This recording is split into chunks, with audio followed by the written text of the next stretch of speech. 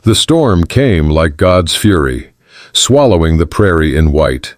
Sarah Garrett fought through waist-deep snow toward the barn, her mother's shawl ice-stiff around her shoulders. She didn't expect to find a man dying against the door. But then again, she'd stopped expecting kindness from the world 2 years ago. The stranger lay crumpled in the drift, his coat dark with blood. A bullet wound. She saw, right side, still seeping. His horse was gone. His face, what she could see of it beneath the frost, was pale as death. His eyes opened, blue, startling against the white. "Please." The word came out broken. "Don't." "Trouble." Sarah knelt in the snow, her hands already numb. Last week, the town women had crossed the street to avoid her. Yesterday, Daniel had asked why people were mean. She had no good answer then. She had no good answer now. But she knew what it meant to be left in the cold. "Hush," she said, hooking her arms beneath his shoulders. "I've already got more trouble than one dying cowboy can add to." She dragged him toward the cabin, leaving a blood trail behind them in the snow. Her back screamed, her legs burned. The wind tried to tear them both away. Inside, her mother Emma stood by the fire, Daniel beside her. They stared. "Help me get him to the hearth," Sarah commanded, kicking the door shut against the howling dark. "We're not letting another soul freeze in this God-forsaken winter." Emma moved first, grabbing blankets. Daniel ran for water. Together, they laid the stranger by the fire, his breathing shallow and wet. Sarah looked at his face. Strong bones, weathered skin, a scar through one eyebrow, a hard life written there, but whose life wasn't hard. She began cutting away his coat. The bullet was still inside. Her hands would have to go in after it. "Mama," she said quietly. "Heat the knife." Sarah's hands trembled as she held the blade over the flame. Emma gripped a lamp, her face tight. Daniel peered from behind a chair, eyes wide as moons. The stranger, Cole, he'd muttered through fever, lay unconscious on the table. His shirt was cut away. The wound gaped angry and red. "Hold him," Sarah told her mother. She pressed the knife in. Cole screamed, even unconscious, thrashing. Emma threw her weight across his shoulders. Daniel whimpered. Blood. So much blood. Sarah's vision blurred, but her hands stayed steady. She'd birthed calves.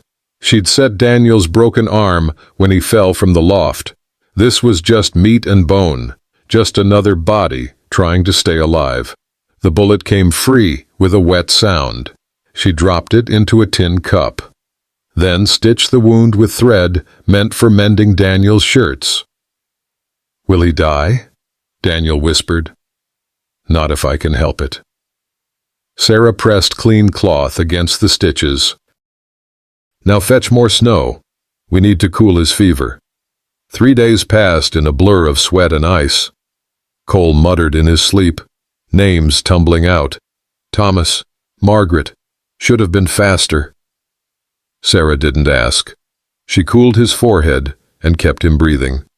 On the 4th morning, his eyes opened clear. He stared at the ceiling, then at her. "Where?" "Safe," Sarah said. "You're safe." He tried to sit. She pushed him back down. "Don't be stupid. You'll tear the stitches." "Why'd you help me?"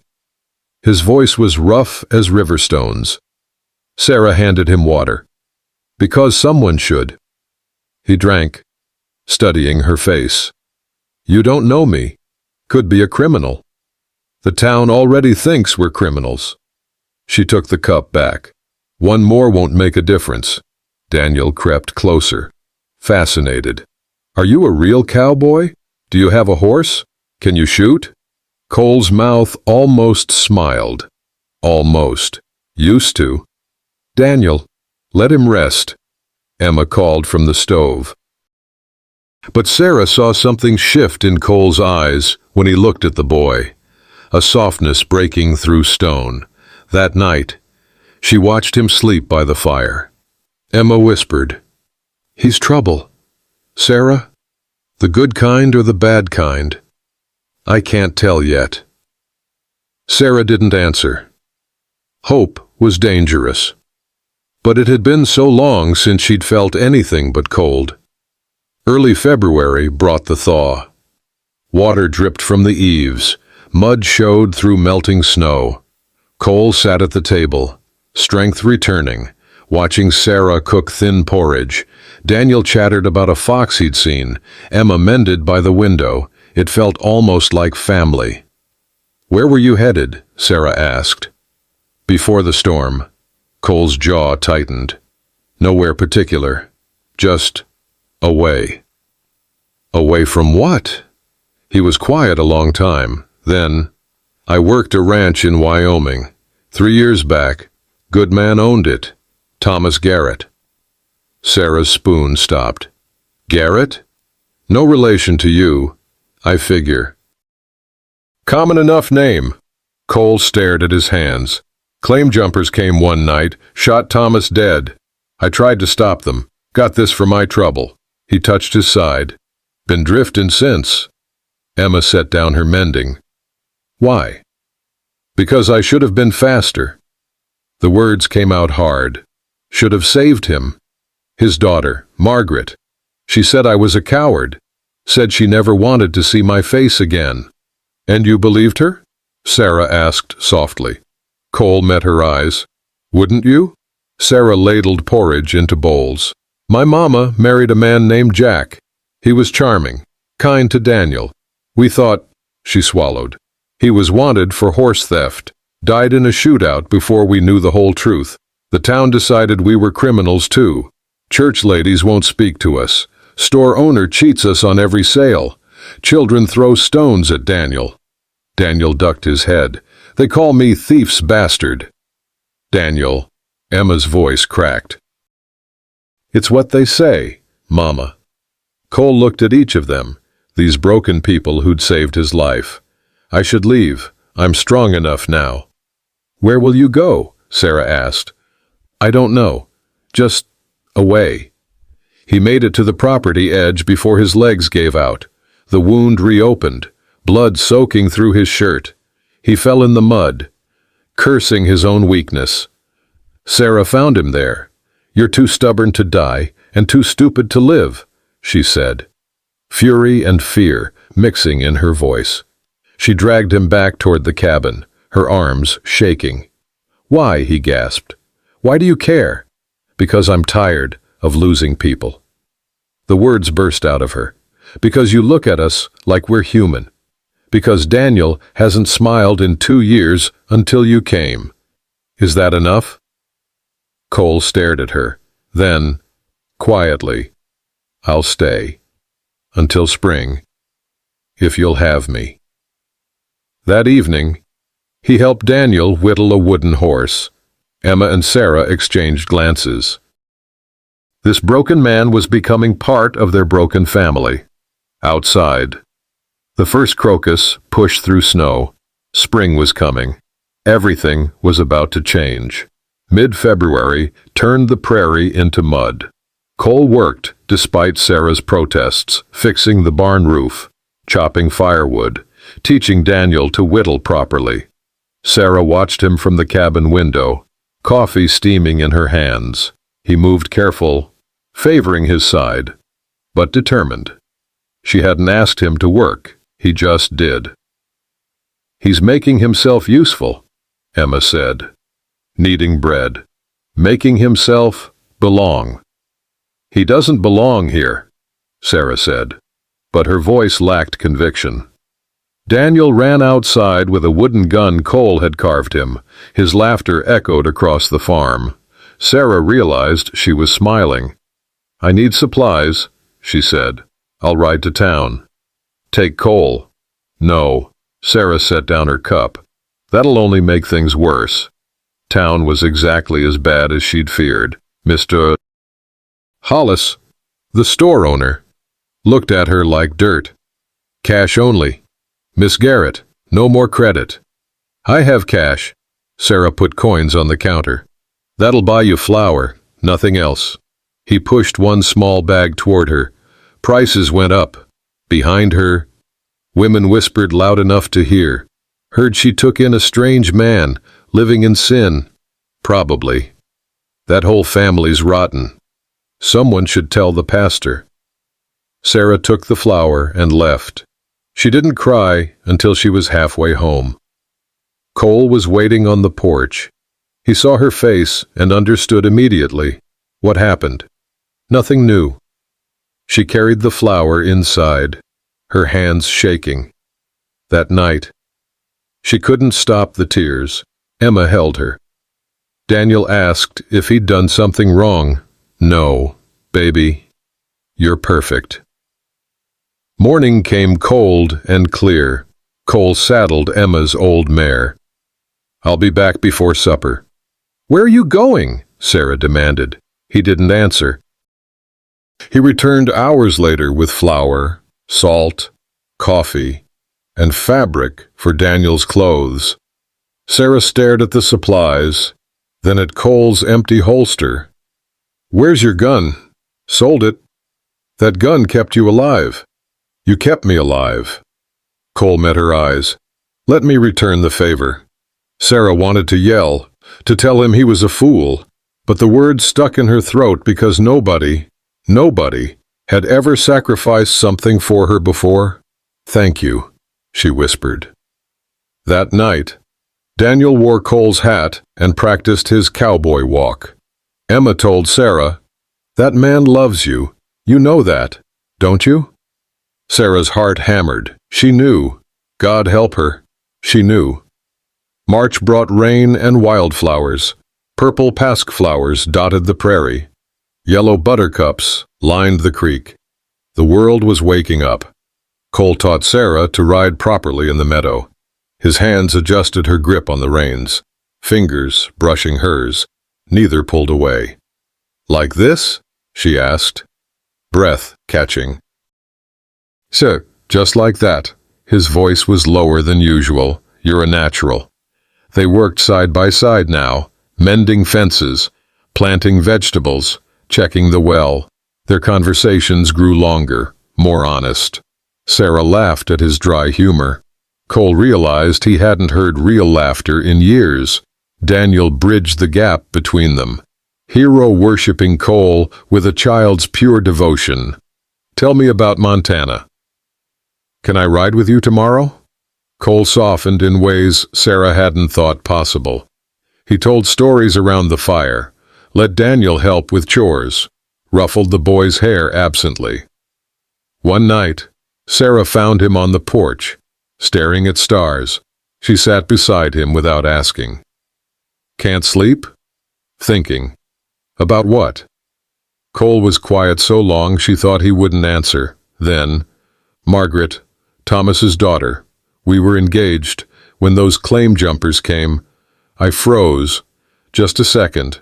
But that second, he swallowed hard. Thomas died. Margaret called me a coward.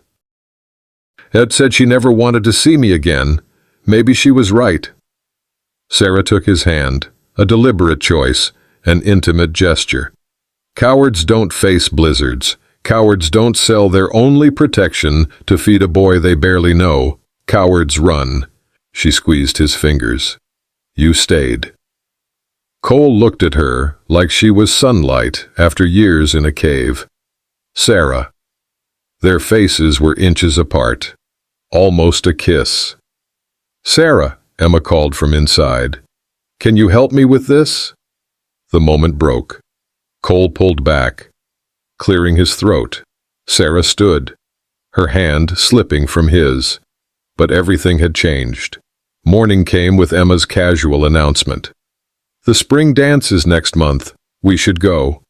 No. Sarah's response was immediate. They'll never accept us. Mama. Cole said nothing, but his jaw tightened. He was beginning to understand that hiding wouldn't save them. Only defiance would. Late March brought warmth. but also storm clouds. Sarah worked in the garden when hoofbeats approached.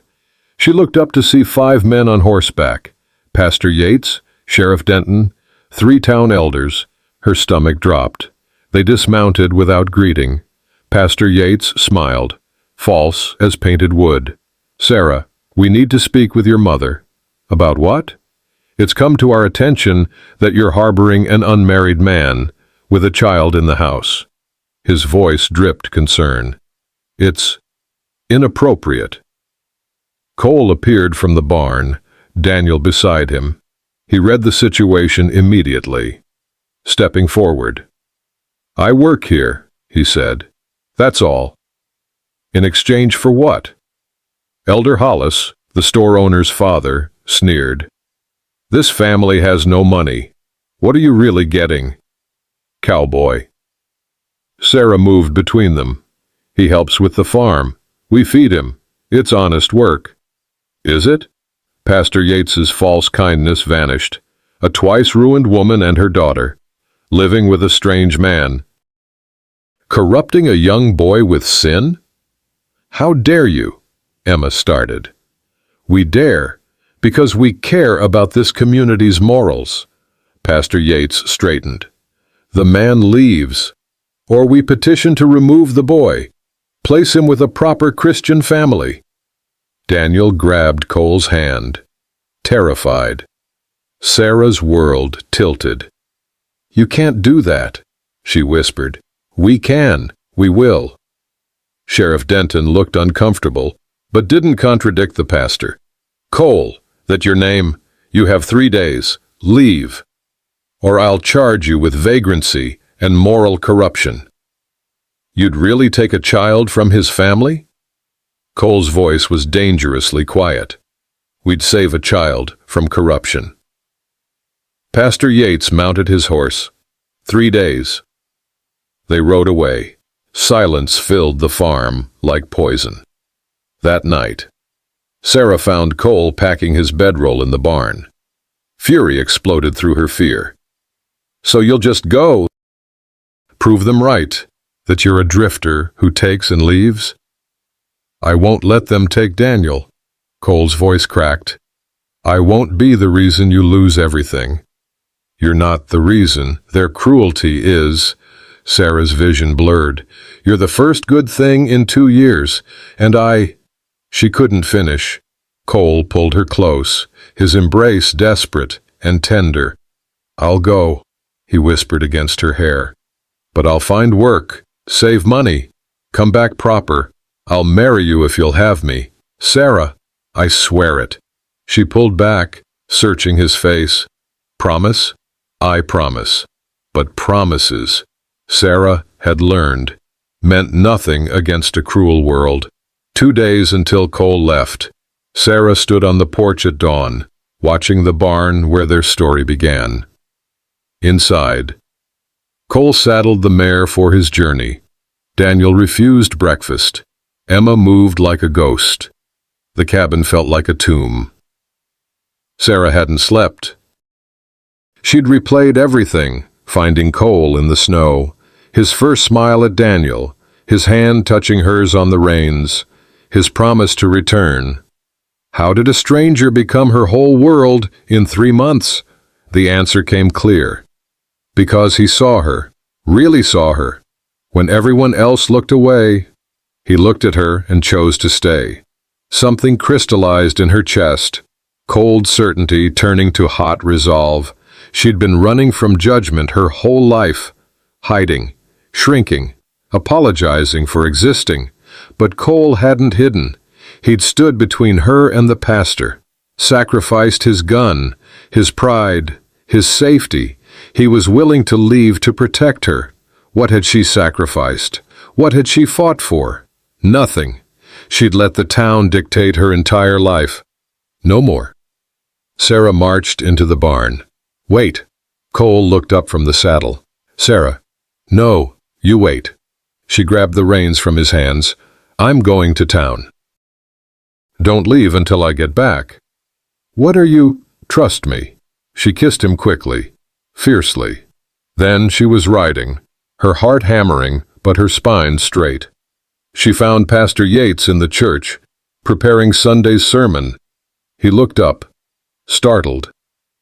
"I'm going to the spring dance," Sarah announced, "with Cole, and if you or anyone else has objections, say them to my face in front of the whole town, because I'm done hiding." Her voice rang off the rafters. "That man is worth 10 of your hypocrites, and I'll marry him whether you approve or not." Pastor Yates gaped like a landed fish. Sarah didn't wait for his response. She rode home, feeling lighter than she had in years. Cole was waiting on the porch, confused and hopeful.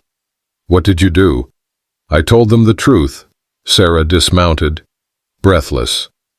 "We go to that dance together. We stand in front of them all, and we show them we're not ashamed." "Sarah, they could make things worse. They already made it as hard as they could." She took his face in her hands. "Now we choose how we live in spite of them." Cole searched her eyes. Then he smiled, real and full and beautiful. "All right, let's dance." Daniel whooped from the doorway. Emma laughed through tears. Outside, clouds broke, sunlight streamed through. Spring was coming, and they would face it together. The spring dance arrived on a Saturday in early April. Sarah wore her mother's wedding dress, altered to fit, simple, cream-colored, beautiful. Cole borrowed a clean shirt from old Mr. Henderson. Daniel held Cole's hand tightly as they approached the town hall. Conversations stopped. Every eye turned. Some faces showed disgust, others curiosity. A few, very few, something like respect. Sarah lifted her chin and walked inside. Pastor Yates stood near the door with his wife, Martha, a quiet woman who'd once been kind to Sarah. The pastor opened his mouth, but Martha spoke first. "I'm glad you came, Sarah." Her voice was careful but genuine. "It's been too long since we had young people at these gatherings." Not forgiveness, but not condemnation either. Something loosened in Sarah's chest. Old Mr. Henderson approached Cole. "Heard you're looking for work. I could use a good hand on my ranch. Pays fair."